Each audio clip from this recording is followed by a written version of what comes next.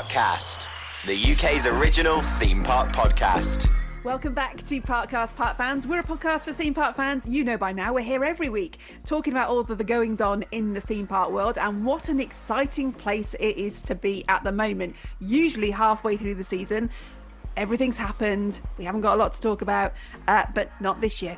Now, Kev isn't here this week. However, I am joined by, I don't like to have favourite guests.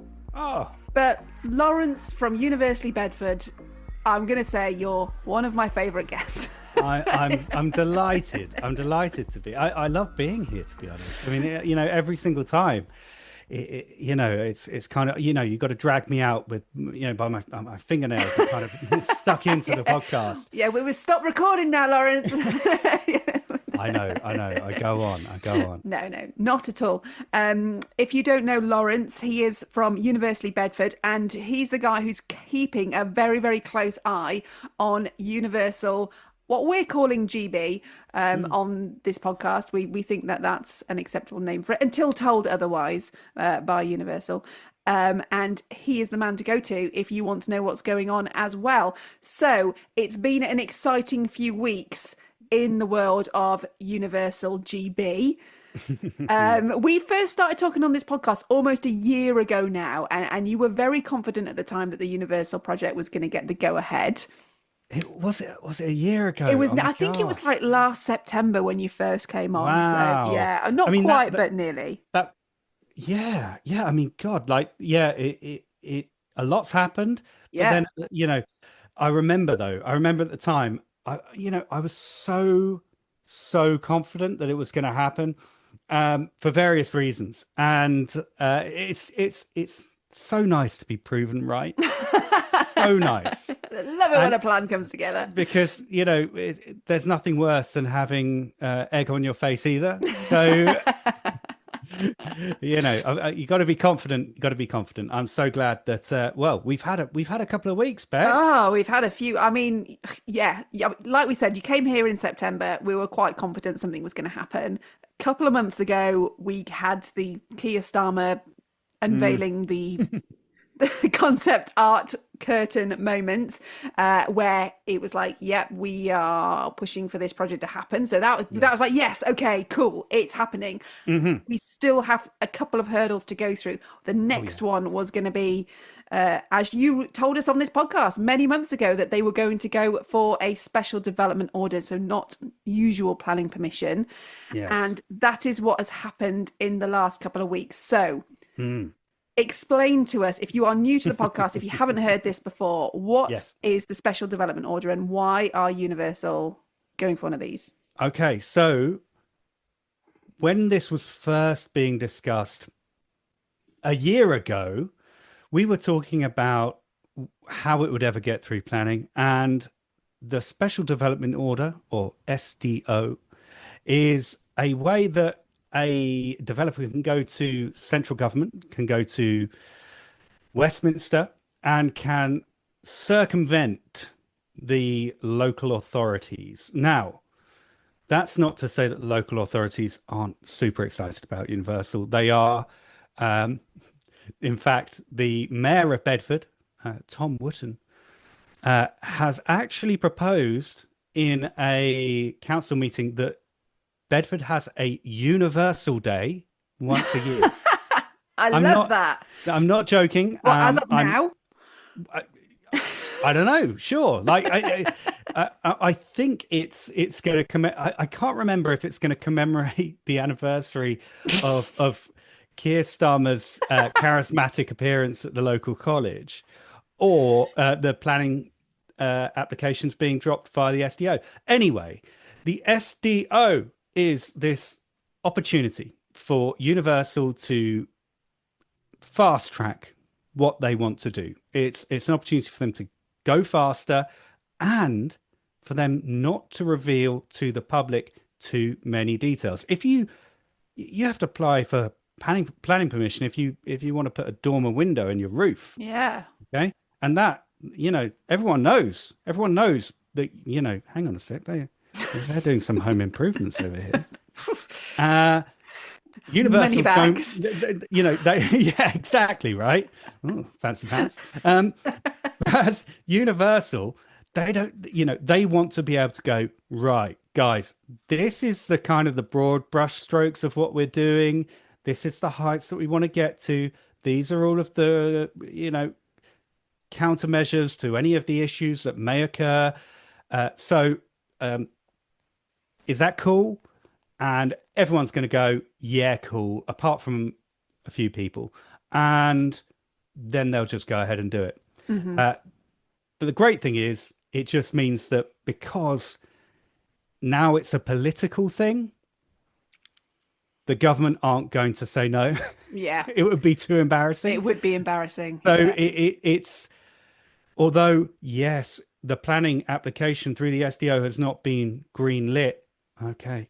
Yeah, you got me on a technicality. However, there is absolutely no way it's being rejected, partly because Universal have been corresponding with the government throughout, then putting together those documents to make sure that it gets rubber stamped as soon as possible. Yeah.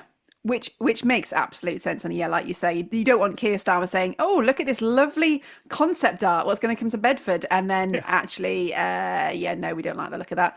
Yes. So where we are at the moment. So what got us all excited a couple of weeks ago was because they were applying for this SDO. As part of that, they has to go to a public consultation for 30 days, and for it to go to a public consultation, they have to make certain documents available online so that the public, not just us theme park nerds, the public can see what it's all about. But obviously, as theme park nerds, when we found out when those documents were going to be going live, I think that government website has never had so many hits at the same midday it was going live, wasn't it? Every theme park nerd who was interested in this in any kind of way was like hit an F5. Yeah. I know. We all were. It was wild, and we didn't really know what to expect from it. We didn't know how granular the detail would be and if there would be any detail. Turns out there's a lot of detail. Oh, so much detail. Yeah, I mean, lots. Like there's 60 documents on there, and some of those documents, they're PDF files, so they're just mainly words, and they are, in some cases, like 70 megabytes. Yeah. They are huge documents. So I have... because I'm not reading 7,000 pages. I would love to, but there's not enough hours in the day. You have children. I have children, and work and stuff. So what I did was I uploaded all of those documents into this is very geeky, but hey, that's where we are. And I uploaded them all to a vector database. Oh. I know. And I connected that via ChatGPT's API to that. And now I just go, right, give me the summary of this. Now, that's great. But now I've got a lot of information about stuff, which, doesn't really turn me on. This is the thing. We've got all that documentation, all of it, right? We don't know still necessarily the IPs coming to the park. We have a good idea because we've seen the concept art, we've seen what they've done in the past, and we know that there are licensing agreements for some things and not others. But we do now know a lot about floodplains, and we know a lot about local infrastructure and slip roads. Don't forget the slip roads off the A41. I love the slip road chat. That, honestly, it's a highlight. You know what? If you love slip roads, I said this last time. You're going to love my content over the next 12 months because it's going to be Slip Road City. It's going to be unbelievable. So it's got everything. But there are, as you know, Bex, because Bex and I were texting on the day. I mean, everyone was just texting each other and go, "Oh, this person's found that. This person found that. Oh, this person's doing a live stream and they've got this." If we were more organised nerds, we could have assigned each one of us a document. Yeah. And done it that way, but instead we were not very organised. No. That's not the way. Look, if it comes to kind of having an itinerary for knocking out all your favorite attractions over a day or a few days, hey, we are organized. Come see us. But when it comes, no, not like that. But it was great because it was, we found out some pretty juicy tidbits Yeah. about some of the rides and attractions we may see, Bex. Yes. So, yeah, I think one of the first thing of what we were all looking for, very, scanning through the documents, as you say, was any talk of heights. Yep. Because from the concept art, we can see that there is a roller coaster which is heavily rumored to be Back to the Future themed. Nothing is confirmed, as you said, and there is very clearly quite a tall spike on it, and we've all wanted to know, how tall is that spike?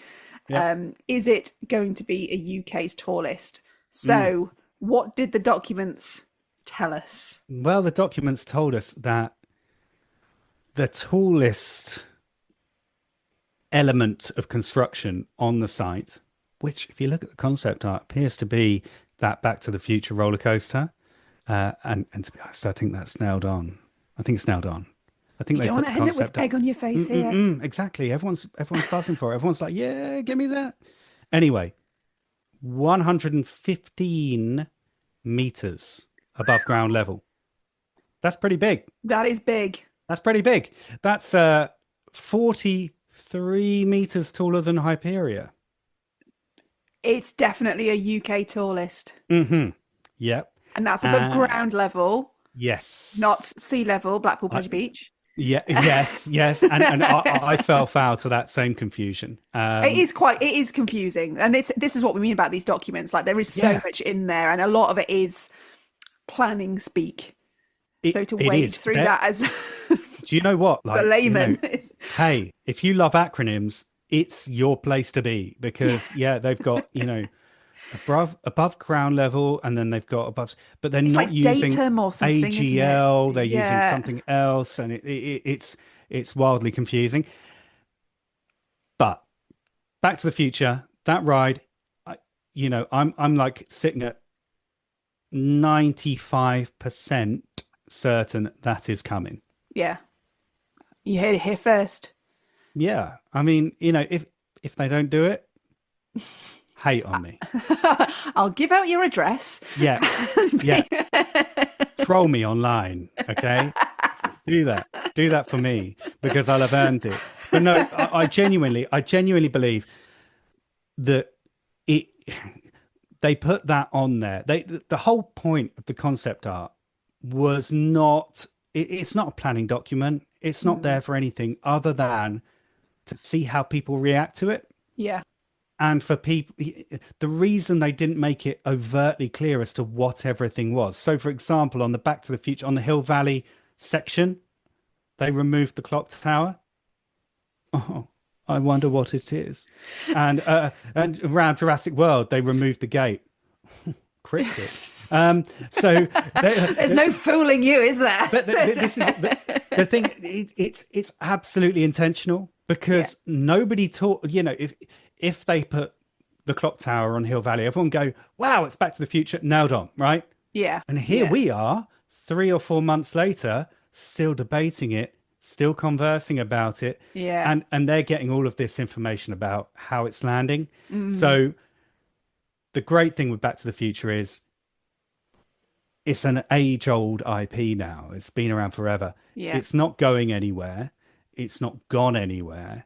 And I think there is demonstrably an enormous appetite for it. Yeah. So, genuinely, I'm not. I'm so tempted to go above 95%, but I'm not, because just because I said 95%. Got to stick with you. Yeah. Okay. But and I think it's probably important to say that's the maximum height that they've asked for. They haven't necessarily said it's going to be that tall, but that they have sort of committed that they won't go taller than that. However, it's quite a random figure to put in there if you're not planning to make best use of all of that available height. It is. I genuinely look, if it's not 115 meters, okay. Like if it's 105, Yeah. well, that's again, that would not necessarily surprise me. It wouldn't surprise me if the 115 is kind of, there's a bit of sandbagging in there and they're going to kind of go, oh, we've listened to you. It's now 114 meters. And it could well be that the 115 number also includes, the maximum height of cranes during construction and things like that. Yeah. You can't lift something 115 meters in the air if your crane is shorter than that. Yeah. So there is there are a few unknowns. I would say, looking at it, and with that difference between where we are at the moment at 72 meters and what they've applied for at 115, it would absolutely amaze me if they did not go to the limit and break the record. And there is something also very interesting in that, which I was messaging Coastal the other day, and it struck me that it was just such a remarkably smart move, actually, for Universal to go for a UK's tallest. Now, not because actually in the rest of the world, except from maybe Saudi Arabia, people don't really care about tallest so much anymore. That was a thing. Yeah. But it's not so much anymore. Whereas in this country, Merlin has created this like culture of most inversions, steepest drop, tallest roller. That's been the discourse. So it's almost kind of actually a culturally sensitive thing to do, to try and break a record. Yeah, yeah. I might be completely off the ball there, and I might be, galaxy braining something, but it just seemed to me, very on point. I think there's something in that. And it's also interesting that Universal don't ever go for this kind of, they'd never push a ride as being the UK's tallest, or any country that they've built in's tallest or fastest or longest. They let the rides and the attractions sell themselves through their theming. It's not about the element, it's about the ride experience. So in a way, they don't even need it to be the tallest, because we know it's going to be a ride themed experience, unlike anything that we've probably got in this country already. But if they can kind of take it at the same time, just because they're like, yeah, why not? And I think they also know that there's probably not going to be a park who will be able to beat that. In this country, because the restrictions on those parks are so much tighter. Absolutely. I mean, I think at the moment, and soon to be RIP Ride Rocket, but I think Ride Rocket is a kind of their tallest roller coaster in the world at the moment, which is kind of nuts. Yeah. So and it's just not something they talk about. It's not. Its height isn't important. Yeah. No, I mean, you look, and you completely understand why. The roller coasters are renowned for being some of the best in the world, and they do that without a gimmick. Yeah. Feeling that monstrosity, but very, very, very, that one's going to be super interesting, just to see how it pans out. And genuinely, I'm not sure if we're going to find out exactly on that until it's actually in the sky above my house. You could be doing some like comparisons. You need to find a local landmark and do some very clever maths and go, I think it's this tall. I'm sure there's like Pythagoras can help you. It must have been useful for something. So or Chat GPT. Well, always. I've been out of the game too long to think about Pythagoras. I don't even know where that came from. That's just sat in the back of my brain somewhere. That was good though. That was good, because you need to go up and along, and then measure the. Well, it was always the like Harry wants to know the angle between his ladder and his outside wall. Why? Right. Why does he need to know? Why does he need to know? If he's thinking too much about that, he's going to fall over. He's going to fall off. He's going to hurt himself. Actually, it's a health and safety risk for him to be considering these things. But madness. That's Yes. the only height-related thing we kind of found out in terms of rides and attractions, though, isn't it? Yes. But nothing else from the concept art we could see was going to kind of No, no, come no, no, in no. tall That or anything like that. It's not really what they're going for. nothing at all. That's the one. That's the Mm. one. The roller coaster's the one. I mean, there was some, interesting bits about, multi-story car parks and how high they Oh, may be. yeah. Love that. And I thought what was quite yeah. interesting is that they said it needed to be tall to compete with parks in Europe. They had a line in their document which said, Ah, of course. Yes. we've asked for it this kind of height so it can compete with other major parks in Europe. And there was a Mm. kind of a subtle dig in there to say that the UK doesn't have a world-beating park Mm. at the moment. So it's the European parks that they're talking about. And I'm guessing something like Red Force Yes. over at Port Ventura, Hey, Ferrari well, Land. you know But what? They've got 3 meters to play with. they have. So It's going to be close on that one. yes. I think a European park could quite easily beat that. I think somewhere like Yeah. Energylandia, they could go really tall. But I think it being Europe's tallest, I wouldn't. Your 95%, I don't think comes into whether this is going to be Europe's tallest or not. Because even if it Mm. is for a short amount of time, I wouldn't be surprised if that would Oh, get taken definitely. away. And I But think identifying Energylandia as the culprit of that's 100%. I wouldn't be surprised if they're already working on it. yeah, And I can't imagine. I could, I imagine it's all above board, but I bet they've got a very good relationship with their local planning board, with their current skyline. this one's going in and it's 115 meters. We need to be bigger than that. Yeah. Okay, well that's it. I think that was a very juicy tidbit from these many planning documents. Another juicy tidbit, and one of the things we wanted to know was, is this going to be a 365 park, and how late are they going to be open?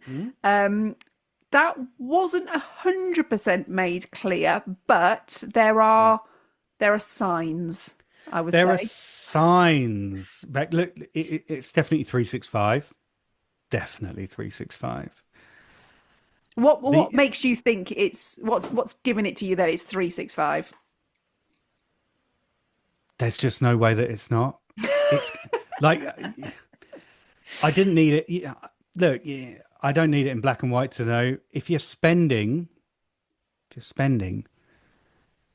at least £3 billion on something, you're not going to go, do you know what? I can afford to just not make any money for 25% of the year. Mm-hmm. Because you know what? Like, yeah, people want to come, but no, I'm just not going to open. No, they're not going to struggle. I could, you look at Alton Towers, Legoland, Chessington, Thorpe Park, and we've had this conversation. Will they ever go 365? I don't know if there's the appetite for it. There is for weirdos like us, but generally, not really. Whereas if Universal open 365, not only will they have Halloween Horror Nights, not only are they, the thing that made it very clear to me was they had stuff in there about New Year, Chinese New Year, Diwali, Eid. They didn't mention Christmas, but it just, that made it pretty clear to me that, I mean, some of those move around as well in the year. Yeah, yeah. They're not going to go, oh, well, Eid's in December this year, so we're going to be 365. Like, no, they're going to be 365 all the time. It's not, there's no question. No question. It makes no sense for it not to be. The opening hours, now those are interesting because the opening hours listed in the document are 7 a.m. till 11 p.m. Nice. every day.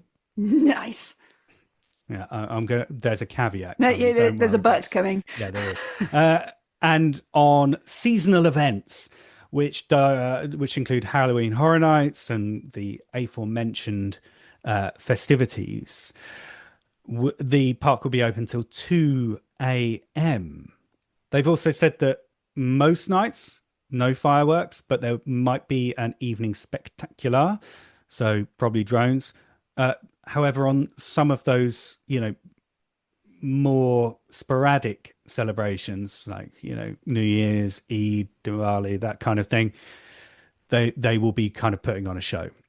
Now, I said 7 till 11, and that sounds like a great day for me. 16 hours of just, Well, that's a going for lot it. longer than Epic's current opening hours. It won't be 7 till 11. These are illustrations to let locals know when to expect activity. So it might close at 11 or 10 or maybe 9, maybe some winter evenings.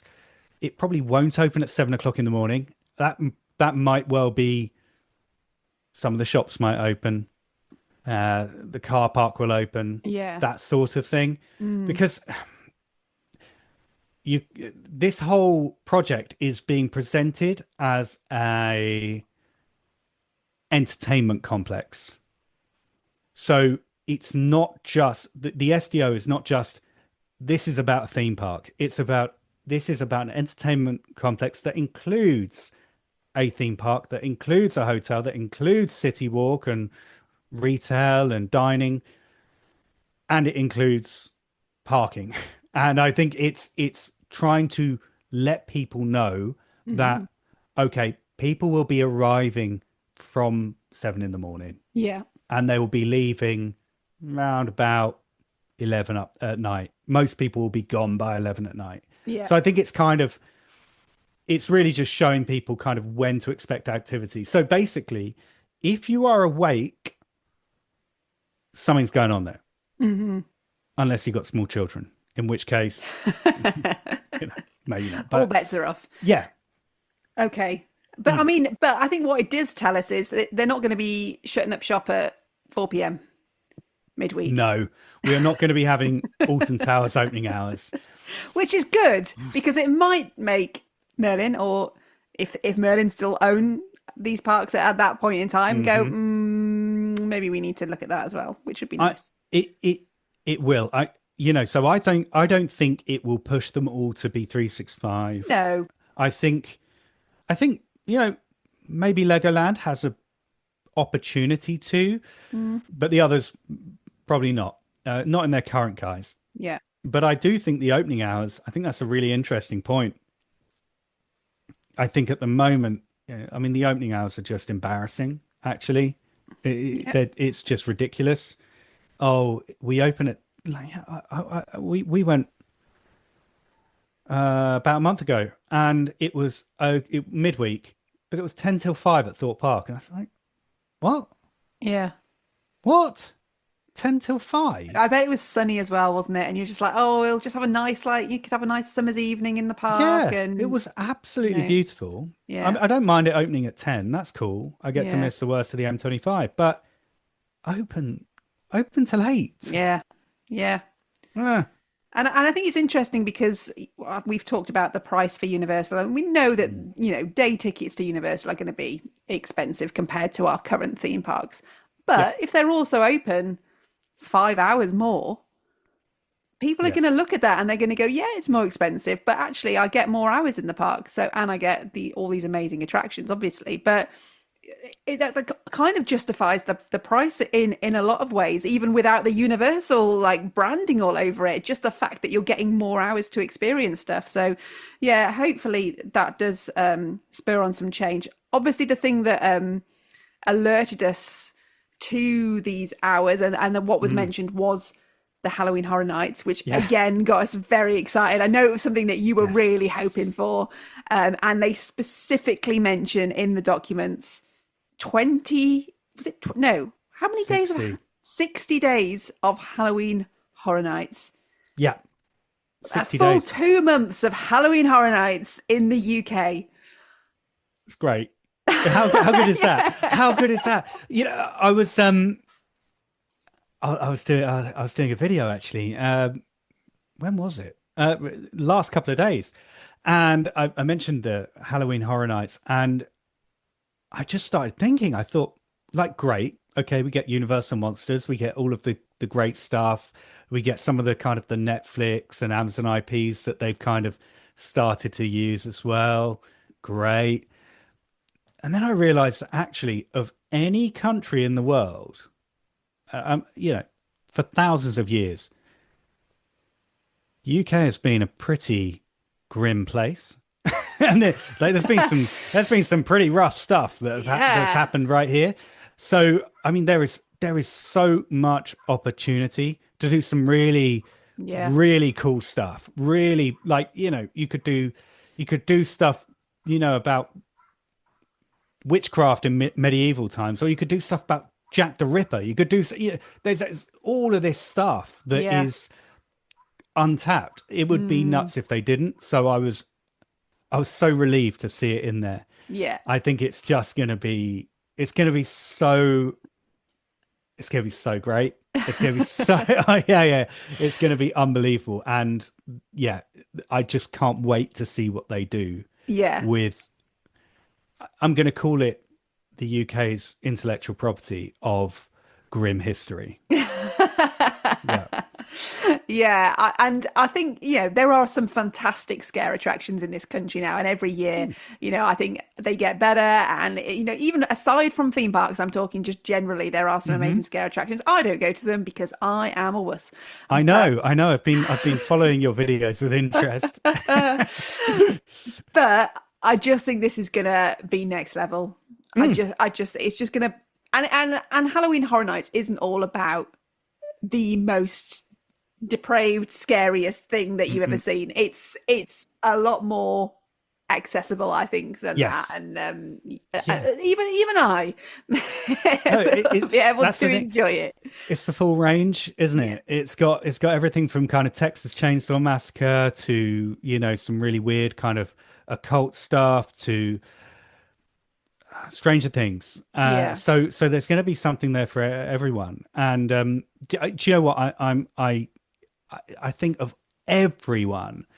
I think, look, Bex, you're going to have to come down and be on the TikTok going through some of these. Literally, it will not be broadcastable. It is on my channel because you have no idea, right? Kev has been with me through the Curse of Alton Manor. How'd that go? Yeah, not well. Oh, really? Not well. No, I can't do it. The Blackpool Pleasure Beach Ghost Train, eyes closed. Eyes closed. Oh yeah. Wow. I don't like gore and I don't like jump scares. So it's a tricky balance to find something that I can enjoy from a scare attraction. Yeah, I'm kind of with you on the jump scares. I don't like it. I don't enjoy it. It makes me laugh. Do you know what? It's like the kind of the supernatural stuff. That's what. Oh, see, I'm okay with that. No, I can deal with that. I can't deal with that. Can't deal with that. Yeah, and sometimes I'll react just by hysterically laughing, but sometimes I'll be like, oh no. Is it nervous laughter? It's like nervous laughter turned up to 11. Okay, good. Yes. Well, this will be funny. I mean, you've got this to look forward to in 6 years' time, as myself and Lawrence go and face our fears. Man, you're not going to want to miss that. Genuinely. Oh my God. We'll do one of these episodes. We'll do one of these episodes from the We park. will. I mean, it's so far away and we'll be nearly 50, but yes. It's fine.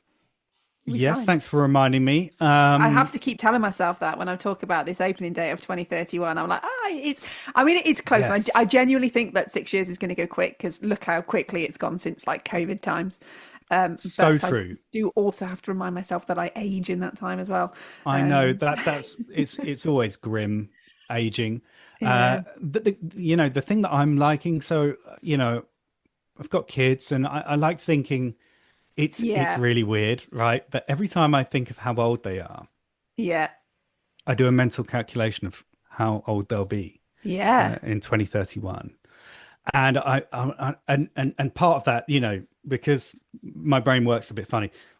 I'm thinking, yep, I'll be able to go on that. I'll be able to go on that. Yeah, and that. And even when I measure my son right now, I'm like measuring him up, and I'm like, mate, you've only got 3 more centimeters, and you'll be able to ride X or whatever it is, right? And I'm thinking like, ooh. Anyway, It's true. that's an Yeah, insight. you've got to think about these things. But like that to me, that's the exciting thing. So like, for those of us who do have kids, it's great because you can kind of think, oh, actually, I can really look forward to that. And God, like I will be. And with any luck, they'll have grown out of Minions by then as well. So you're not going to avoid that Minions land. Hey man, I love those little yellow dudes. They're cool. Yeah, they're coming for you. There's something. Okay, I mean, those were the really juicy bits. There's so much in there, and I don't want to keep you too long, or the listeners of Parkcast too long, because I know that a lot of you listen on your morning commutes, and you'll be looking at the clock and going, But I do want to touch on capacity. Yes. So they mentioned, I think it's 55,000 max. Yeah, which is huge. 55,000. That kind of gives us an idea of the scale of how big the park's going to be. It does. 55,000 on the busiest day. So that's their kind of their peak day crowds. Now, I I did a bit of research. So 55,000 peak days. Annually, they're expecting 8.5 million in the first year. Now, I wanted to, because that seems massive, right? And it actually, compared to the parks that we have, I mean, it's kind of like 4 times Legoland Windsor, which is currently the most attended park to my knowledge. So I wanted to compare it with some other parks around the world. So in 2023, because that's the latest year that we've got this data for. Guess how many people, and everyone can play along with this. It's like a little fun game. Guess how many people in 2023 attended the Disneyland Paris Resort. So that's both parks. Oh, I don't know. It's got to be it's the most visited in Europe, isn't it? It's got to be 6 million. 6 million. 7 million. 7 million. Okay. Now, just for context again, Universal near Bedford, 8.5 million. Disneyland Paris Resort in 2023 was 16.1 million. Oh, okay. Massive, right? Yeah. Enormous. Now, I wanted to also check then a Universal park. So I looked for their busiest, which turns out to be the Japanese one in Osaka. And that one, 12.3 million. So this 8.5, it's not like they're not throwing a number out there and kind of hoping to hit it. They're throwing probably quite a realistic number out there because, I mean, they're saying, look, it'll be on opening year, half of what Disneyland Paris attracts. I mean, that's really conservative. That's them kind of going, yeah, okay, we can hit that. So I don't think that's like a stretch target or anything like it. They will make that target 100%. And it seems wild to us because we're used to something else in this country. 8.5 million, 55,000 on a peak day, absolutely crazy attendance, absolutely crazy. It's going to, when it's populated, it will be increasing the population of Bedford by 25%. Imagine that. And that's something you didn't think you'd be saying 5 years ago. It isn't, and it's something now that everyone listening can take with them into their day, knowing that the population of Bedford will be 25% larger on a peak day at Universal. Yes, love that. Yes. But there are a couple. I just want to kind of mention a couple of things because I think the things that were announced that aren't theme park. Okay, so we are going off on a small tangent, and we will loop back very quickly. City Walk. Yes. Not mentioned by name. But yes, there is going to be a retail and dining space that will be open to ticket holders and non-ticket holders. Excellent news. Yeah. Excellent news. Toothsome's Chocolate Emporium, please, Hey, if you're listening, Universal. You've seen the concept art. It's on there. It's on there. It's 95% sure it's on there. I'm 95% sure. So that's good. The hotel, 500 beds. We kind of knew that was going to be the case, but it's great to see that in the documentation as well. Quite interesting that, 500 beds and 55,000 people, either there's a lot of bunks in those beds, or I think this is going to be quite a deluxe experience. Yes. This is kind of going to be like the main hotel at Disneyland Paris, the one that you kind of walk through. I think it's going to be, super premium. Yeah. And finally, the area that they're using at the moment for all of the construction work, which is that kind of big concrete slab. If you're into the videos, you've seen it. That is going to be turned into either second gate. There is mention of an indoor water park. Yes. Not sure about that. That was in part of the document that they were recounting some of the feedback that they had right from the surveys. So I'm not sure that'll happen. It'd be great if it did. I mean, if it did, it would have to be enormous. And we've got Centre Parks down the road, so bar's pretty high. Hey, I love Centre Parks. Man, I do too. But you know what? If you can afford to go to Centre Parks, you can definitely afford to go to Universal. But that's also potentially going to be second gate, indoor water park maybe, but more hotels, more restaurants, more shops, all of that sort of thing. I said it before, this is not going to be a watered down, miniaturized, and I'm using air quotes here, UK version of Universal. This is going to be the full experience. Nothing's going to be held back. They're going all out because ultimately it's on them. It's their name's on it, and they are not going to risk anyone having a bad day. No. Yeah, fully agree. And also, I think this is kind of our mindset in this country, is that when we get something in the UK, it's going to be a little bit rubbish. And I think we have to put that to one side and go, no, actually, we're going to get something good for once, something that we can be really proud of to have here, and something that is going to be absolutely world class.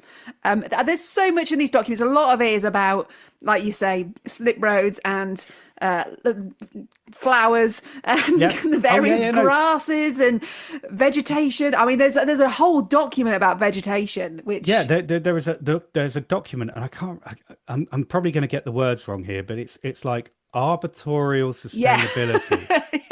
And you think, okay, we got 50 pages on trees. Cool. All right, nice. If you are ever struggling to sleep at night, and you've tried listening to podcasts, and that's not worked for some reason, you could just read that document. I'll do my best to highlight the one. It'll be kind of like my sleep playlist. If 6.1.3 doesn't work, try 7.1.18. Hey, you could just read like the audiobook version of it. You could record it, stick that on Spotify. What an idea. Lawrence, Universally Bedford reads the SDO. This is arboreal sustainment. I love it. Read by Universally Bedford. Are you sitting comfortably? Genuinely, I love that. That is like one of those sleep hypnosis things. Yeah, I need to get really close. So. Bit of that. A bit ASMR. Oh, I know. Don't. I actually made myself feel sick just hearing it. Okay, well, it's there if you want it. Right now, just before you go, as we've mentioned on the podcast before, you live very, very close, almost too close to this site. No such thing. And it was not a coincidence that you've ended up living where you live. But it Happenstance. does mean that you can pop down. You have been popping down recently. Is there anything exciting going on, or is it just theme park nerds coming and taking selfies? There's a lot. There's a lot of theme park. I'll tell you something very interesting. So actually, there was something that was kind of circulated amongst some of our some of the drone operators amongst us this afternoon actually, and some of the there's those there's some houses, right? There's some houses in the middle of the plot. Now, a lot of them have been bought by Universal. Some of them, and I'm not, there's absolutely no way to judge people because I'm nuts for Universal, but if I'd lived in a home for 30 years and then all of a sudden, and by the way, it was a lovely house with fields all around it, and then all of a sudden they're like, not only are we going to build a theme park here, but you're out. I might be a bit upset about it. So I do understand, and I think that needs to be made absolutely clear that I think we all do get that. And it is a very sensitive subject, but some of those people have they'd spoken to the police and said, "Look, people are flying drones near our houses, and it's not very cool," and blah blah blah. So drone stuff is definitely on the horizon. And there might be actually some issues with that because in the planning document they're actually applying for a no-fly zone over the park. Oh, really? Yeah, during construction as well. So That's quite unusual as well, because usually that's just reserved for like aircraft, military and all yeah. of that, but no, they so I have a contingency plan, and it's not a 700-foot periscope. It is the Hubble telescope. Great news, guys. I've attached an enormous mirror to a balloon, and I've elevated it 700 feet above my house. No, I have a contingency plan. If it does happen, it could even be better content. So, part of me's hoping for it. Anyway, I'm not really. But anyway, no. As for down on the site, so I do go down there. I do have a look. It's looking very dry down there. So there were crops. There were crops on those fields. They've since been harvested. Farm watch, and what has been happening recently actually is they've been doing some boring holes, not boring. Oh, boring. I thought you were going to say some really boring survey. So do you know what I've actually got a scheduled YouTube video which is the title is "Boring Isn't Boring." Great. Can you guarantee that? No. Look, this is weirdly right though. And so what they're doing, they're drilling down, they're extracting soil samples, and they are testing them for what they contain. They're testing them for contaminant and pollution because obviously it was an industrial site, and they're also checking to see kind of how solid that land is. So if they're going to need little foundations or big foundations. I'm very much an expert in construction things, but that's the gist of it.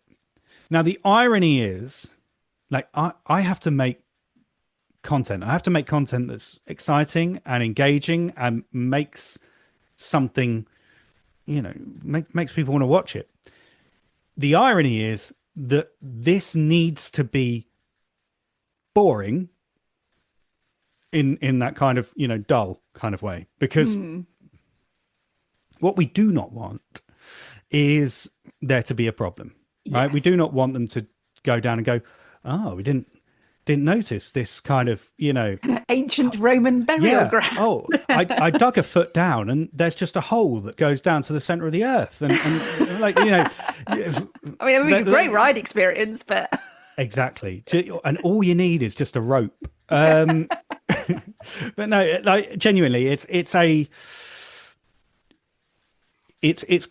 part of the process, and part of that as well. They're doing all the surveying stuff. They're going to be not just mapping out all of the land to see what the soil's like, but to kind of check the topography, the kind of the gradients and the undulations of the land, so that they know, okay, if it rains, is it going to flood here? And if it does, how can we divert that flooding? So hence why they've talked about making a lake zone, so that what is an area that can get a bit waterlogged, it can just wash away.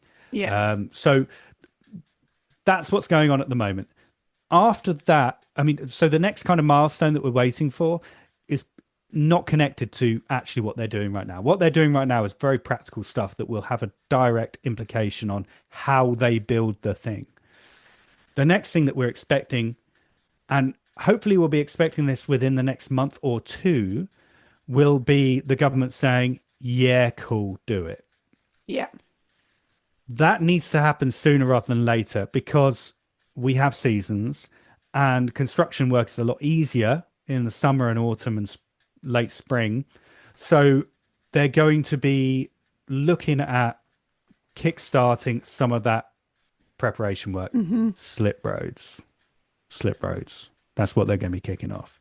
So exciting. Yeah. So that's what's going to happen. And as soon as we got that green light, then, I've already told you it's a 100% done deal. So again, if it's not, abuse me. Pitchforks at the ready. But if it is, you can go, hey, that guy, he knows what he's talking about. He is on it. Yeah, they don't call him Universally Bedford for nothing. For nothing. He even changed his name by default. Fact. Okay. Oh, yeah, I agree. It's nailed on.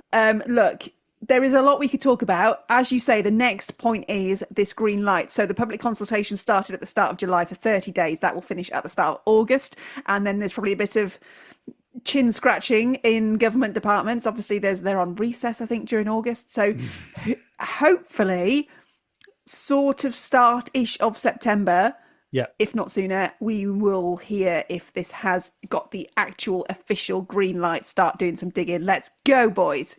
100%.